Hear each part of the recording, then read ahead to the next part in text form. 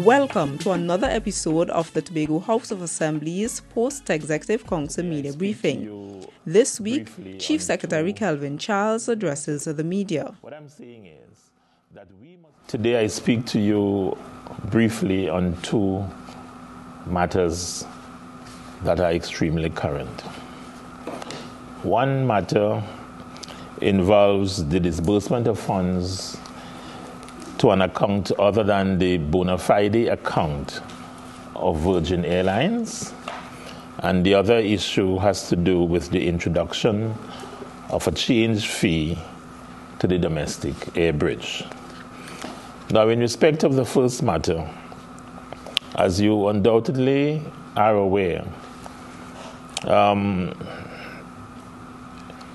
it came to my attention and to the attention of the division on Wednesday last week that funds were disbursed to an account, as I indicated, an account that is not the bona fide account of Virgin Airlines. When that information reached me, I immediately advised that the fraud squad should be called in. Contact was made with the fraud squad on Wednesday, and of course, they requested some preliminary information. As you are aware, the fraud squad was in Tobago yesterday and was at the division. The police officers did spend some time there, and they are back there today conducting their investigation. I need to say to you, ladies and gentlemen, that as far as we are concerned, we would ensure that we get to the bottom of that matter, and we shall take all steps to ensure recovery of the funds. In the meantime, I would have also instructed that a report be presented to the Secretary of the Division. A copy of that report has been made available to me. Having perused that report, I have requested some additional information. What I can say to you, that in that report there was en passant reference to another incident. That incident has also been referred to the fraud squad for its investigation.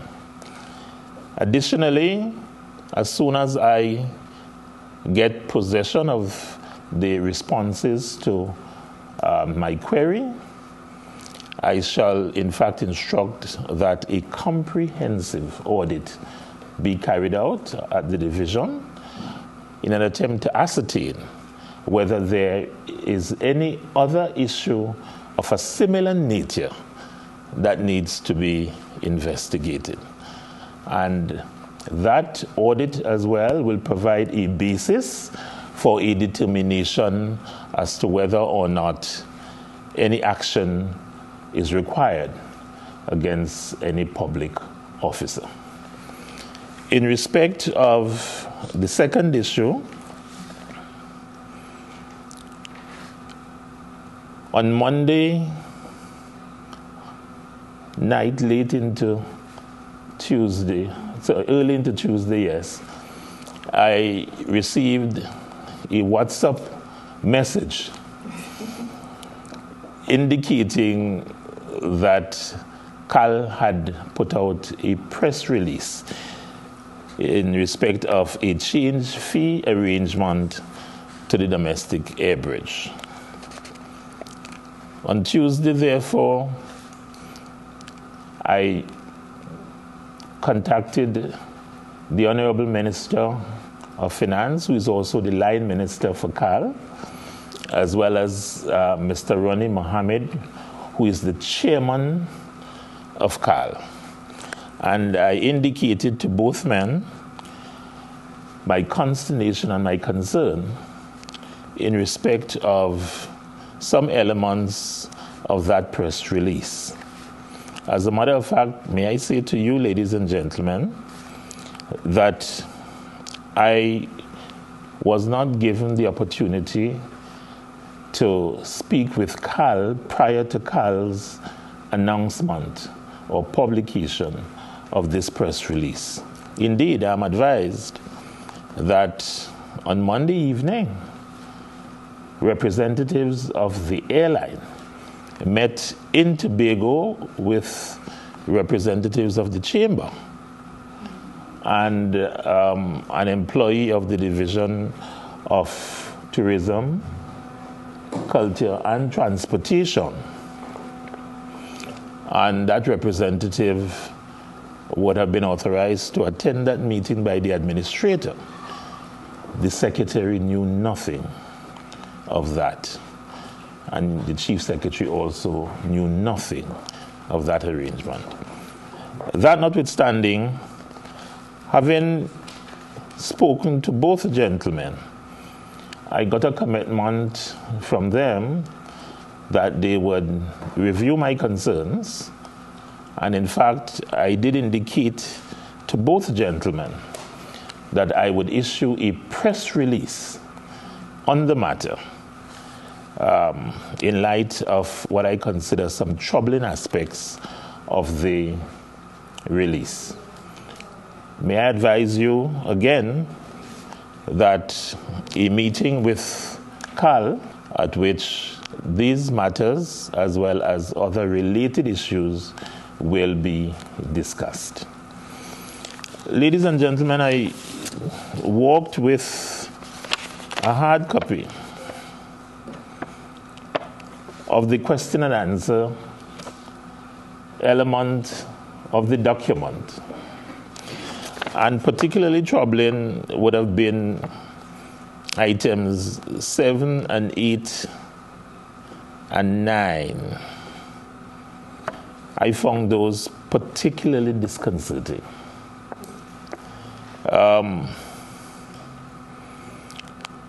And may I read to you number 7. Can a customer purchase an open ticket to travel on the domestic air bridge? And effective December 12, 2017, confirmed reservations will be required for all tickets issued on the air bridge. The sale of open tickets will be discontinued from November 29, 2017. That issue I found particularly vexing, because I'm saying one knows the situation between Trinidad and Tobago. That air bridge represents one of our highways, if you want to call it that, to Trinidad. And therefore, for various reasons, we are obliged as Tobagonians to travel to Trinidad, particularly in respect of medical, education, and so on. And I don't know that I have to re-prosecute these issues, because I think you are very well aware of them, probably even better than I do. I'm sure you can do a better job of representing them. But fundamentally, what I'm saying is that we must have the opportunity, if a situation arises, that we can go to the airport, purchase a ticket, and get on a seat that may be available on one of the flights without penalty. So I did find that particularly disturbing, and I did so indicate to both gentlemen. The other issue related to that had to do with the change of flight date/time. My information, having communicated with both gentlemen, is that there may have been a miscommunication in respect of what the cabinet would have decided. I have requested my administrator, chief administrator, to procure a copy of the confirmed cabinet minute, so that I will be able to see for myself what the issue is. But I think what ought to happen is that a change of date rather than a change of time of day is what may have been intended by cabinet. In other words, so that if you were to arrive late for your flight on a particular day and would have missed that flight, and you decide that you would wait around to see if you get a later flight, then that ought not to incur a penalty. As a matter of fact, as I did indicate in my press release, I understand the need for some kind of measure or mechanism to curb the abuse of the system. Because we all would have experienced, I'm sure, the situation where you try to get a confirmed booking. You are told that there is no booking. You turn up at the airport. Sometimes you buy a ticket for a future date, but you can't get on, and then there are empty seats. Now, one of the issues that I intend to raise as well with CAL has to do with their type of reservation system, and whether or not it is a system that is a contemporary one and really can treat with the whole issue of cancellation of bookings when one does not travel. The other issue that I think relatedly that I would raise with CAL, pertaining to that, has to do with time in respect of cancellation. This doesn't speak to anything about time cancellation. What if I cancel a week before? In that circumstance, CAL has every opportunity to put out there that this seat is now available. As a matter of fact, given the online system, every day you could check to see what, seats are available. So why not a limitation in respect of, or a delimitation in respect of the time that you can afford to cancel without penalty? Particularly, as I said, in respect of our peculiar circumstances in Tobago. Another issue that I raised had to do with the whole question of timing. Because, as we all know, the Sea Bridge at this time is not operating at optimal. And in those circumstances, is this a good time to introduce the measure? The counter-argument, of course, is there ever a good time to introduce a measure like this? But I suspect there's probably a bad and a worse time. And in my respectful view, this is a worse time. With respect to the missing monies, you would have mentioned that in terms of the report that you would have received, that another instance of missing monies was also brought to your attention. As I said in passing reference, I saw that in the report. Right. What I would like to know is, were you told if these persons were suspended or terminated, or they are still in the system?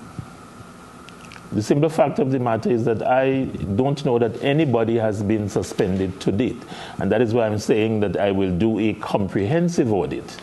And on the basis of that audit, I would make a determination as to what steps need to be taken, and to the extent that disciplinary action needs to be taken against any officer, such actions would be commenced. But I must place on record the fact that one cannot arbitrarily proceed on a matter like that, notwithstanding how one may feel, because everyone is entitled to due process. And I am sure that you are aware of instances in this country where the state would have lost matters because of procedural errors. I do not propose to make such mistake. And therefore, I shall operate with guidance, industrial relations, as well as legal guidance, to avoid making any procedural errors. The CAL issue. Yes. I mean, I'm sure you were disappointed that you were not contacted before. What was your view? What went through your head, knowing that PNM in Tobago, PNM in Trinidad, and the Chief Secretary was not contacted with respect to CAL? Well, clearly there was a certain amount of discourtesy involved in CAL not seeking to contact me prior to their introduction of this measure. And they saw it fit to talk to organizations other than the Tobago House of Assembly and its Chief Secretary or Secretary for Transportation. And I'm not saying that they did not have to talk to other stakeholders, but I would want to believe that in a matter such as this, that the Tobago House of Assembly should have been invited to a conversation prior to, so that we could have stated our position. Isn't there representation by the THA on the CAL board? Yes, there is. There is a representation. So how is it that you or the Secretary of Tourism is unaware of what was taking place with? Well, you got to be specific. What I said was I was not aware of CAL's decision to implement this at this time. So does that mean, are you saying that you had no prior knowledge of this would have been coming into effect from the representative of the THA on the board? The representative of the THA board is a representative, in the first instance, would report to the secretary of that division. But what I'm saying is, just as how CAL would have determined that they needed to speak to one of the organizations in Tobago, CAL should have known that there is a Tobago House of Assembly with a chief secretary and with a secretary of the division. That's the point that I'm making very firmly and forcefully. Because there are responsibilities of chairman, you know, as opposed to an individual board member. Okay. Thanks. The other thing, could you give us a timeline with regard to this incident you spoke about at tourism? You said you only were aware of it from last Wednesday. Yes. But could you give us a timeline as to what would have transpired leading up to when you became aware of the situation? As you are now aware that there is a police investigation, and therefore, out of an abundance of caution, I would limit my responses, and in fact the information that I gave you, to matters that are straightforward and that would not compromise the investigation. Is it true that the Secretary of the Division of Tourism, Culture and Transportation went to THA banks to get information on any missing monies? Well, what I can say is that as part of getting an understanding of what would have been involved, because you remember at the end of the day, you don't only want to rely, or one does not only want to rely on a report that is coming from officers that may or may not, I'm repeating it, be compromised. And therefore you would want to have an understanding of the process of the bank in respect of, in this case, wire transfers. And the secretary did go. In fact, I advise her to go to get a sense of what is involved in that, so that we can bring that understanding to bear on any reports coming forward. Why the secretary and not the accounting officer? For the same reason that I just said, the accounting officer is the one who would have had to ask to give the report. And therefore, one ought not to rely only on that. How has Virgin Atlantic responded to you in terms of not receiving that money? Have they given you a timeline in which to pay that money? What have they said to the Tobago House of Assembly? Given the conversations we have had with Virgin so far, Virgin has made an exhaustive search of their records and have in fact confirmed they have not received the monies. But they have made no demands in respect of immediate payment at this time. What was the total sum? And also, you said that they've not made any demands. So in response to your question, I have said they have made no demands for immediate payment at this time. Okay, so what I'm getting at, I'm trying to find out if it would have compromised our relationship with the organization. Not at all, not at all, not at this stage, not at this stage. Our conversations have been extremely cordial in respect of our email transactions, extremely cordial. Could I ask how much is the total that has been missing? Yeah, I think it is, it's less than 10 million though. I think it's about 8-point-something million TT dollars. So, Mr. Charles, I just want to clarify, Virgin Atlantic is still choosing to maintain services with Tobago, airlift with Tobago? As we speak, and I do not propose, and we do not propose to have that curtailed at this time. Any arrangement with the airline for the airlift is ceased. It would have to do for economic reasons in terms of a cost-benefit analysis and not in respect of what has transpired. Okay, just another clarification. When will the contract for Virgin be up for Tobago for this period of time? I think it's sometime next year. Sometime next year. Yeah. And so we are seeking to renegotiate an additional contract for them for... Well, let me put it this way. All the airlines that are now providing airlift services, when their contracts become due, an evaluation would be done in respect of the cost-benefit analysis, because the simple fact is we are spending taxpayers' money, your money, I hope you pay taxes, to facilitate and support airlift, and therefore we must get the best bang for our buck. Yes? And that is why recently at the World Travel Market, we would have had there as well members of the agency, the CEO and the chairman. And may I advise that the THA did not underwrite their costs, their expenses.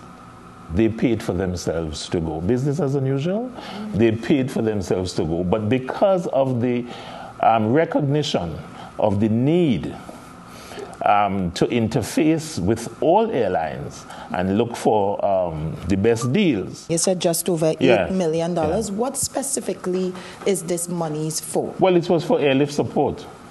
Airlift support. Okay. Yes. I'm just interested to find out if the procedures that we undertake as a THA are within international standards, especially with respect to the amount of money that's paid to Virgin. Is it that other islands pay similar amounts, more or less? And is it that the procedures put in place that left this gap available for this $8 million to be siphoned, as it were, is it operating within the right standards? Shouldn't there be some proper checks and balances, a line of reporting, a system of delivery that wouldn't allow somebody to simply change a bank account number? Because it seems simplistic in terms of what the report says. But, I mean, maybe you could give some clarity probably on how intricate this particular fraudster might have had to work to get past a system that should be so secure, considering it is taxpayers' money, as you refer to. You have made a number of assumptions there. I don't know that I can remember all of them. But let me just say to you in response that as an institution of the state, we are guided by the Audit and Exchequer Act, and relevant circulars coming out of the Ministry of Finance, as well as from the Control of Accounts and those kinds of stuff. So that the procedures, there are procedures to be followed. You are in fact hinting in respect of due diligence. You would have heard me say that I am awaiting some additional pieces of information. And when I get that, I shall institute a comprehensive audit. That would allow us to determine if the procedures that are in place would have been scrupulously followed, or whether there would have been an absence of a duty of care. You would not really want me to prejudge that issue without... Yeah. All right? In respect of the other part of your question, dealing with what other islands may pay, I am not so sure that is information that is easily obtainable, because if I'm in competition with you, I would guard my business interests and business secrets. I'm not going to tell you how much I'm paying and what. It is for you, as part of doing your homework, to ensure that you get the best deal that is available. All right. And I'll leave it at the last assumption is that we are getting the best deal. So I wouldn't... Well, what I could say to you, as I did indicate a while ago, is that any contract that comes, when that contract comes to an end, yeah, we would not just automatically renew the contract. A proper assessment and evaluation will be done to ensure that either we're getting what we're paying for or we're not getting what we're paying for. And if we're not getting what we're paying for, we would cease the operations. I have no difficulty with that. All right. And finally, the CAL situation is another standards kind of question. Is it then that this change that is proposed by CAL and that they've said is in effect, is it that it is within international standards in terms of what usually happens with other domestic travel? Because domestic travel exists in the US, in Africa, in Europe, in any area that has places for people to use airplane travel. Do you know if it's in keeping with those standards, so that if you want to take a plane from New Jersey to New York, do you have these similar penalties? Does it apply? Has that been a consideration or a question that you probably intend to ask? As a matter of fact, I've asked for some research to be done on those matters so that I can see what the issue is. Although I am not sure that even if it doesn't happen in the States, it means that it can happen within a sovereign state. Eh? Yeah. But it is indeed a reasonable question to ask. In terms of Virgin Atlantic, is it that Virgin Atlantic is aware of this present investigation going on by the fraud squad? I would want to imagine so. Will the THA inform Virgin Atlantic in terms of this investigation is happening, hence the delay in payment? Well, let's put it this way. Virgin would have since confirmed, as of today, that they have not received the funds. We got that final information from Virgin today. All right? The debt, of course, continues to be owed to Virgin. All right? So Virgin will wish to collect on it. And therefore, as part of that engagement, Virgin would probably be advised that this is what happened. We did send some money, but it went to the wrong account. We are looking into it and so on. And then we will see to what extent we can come up to a reasonable arrangement in respect of payment. I know that you would have stated before that it's business unusual, that's the word? Yes, as unusual. Business as unusual, but we're still seeing business as usual in terms of people not being paid on time. I have many people calling my phone. I don't know if they think I'm a fairy godmother, but everybody calls Liz and expects me to either deliver groceries, social services not doing their job, people not being able to send their children to school, disability grants not being paid on time. I have a single mother of 5. Up to now, she has not been paid her disability grant for November. I have absolutely no difficulty in when those situations arise, that you feel free to speak to the administrators of the divisions, because as I'm saying to you, it's business as unusual. As you know, no secretary, including the chief secretary, prepares pay sheets or authorized payments. So the time has come when accountability within the system must in fact be done within the system. And then I would be able to tell you I spoke to this particular administrator and the situation was not addressed. And then we can treat with that going forward. Okay, thank you. I may even ask you to write me, because you know what is not written is not said. I'll email you. Well, that is writing as well, because there is a record of that. Okay, cool. I have absolutely no difficulty with that, because the truth be told, as not only a member of the press, but as a resident and citizen, you have a stake in ensuring that our systems of governance work. And it is not only the responsibility of those of us who are politicians to make it work. Thank you for staying with us for the Tobago House of Assembly's Post-Executive Council Media Briefing for the week ending December 2nd, 2017.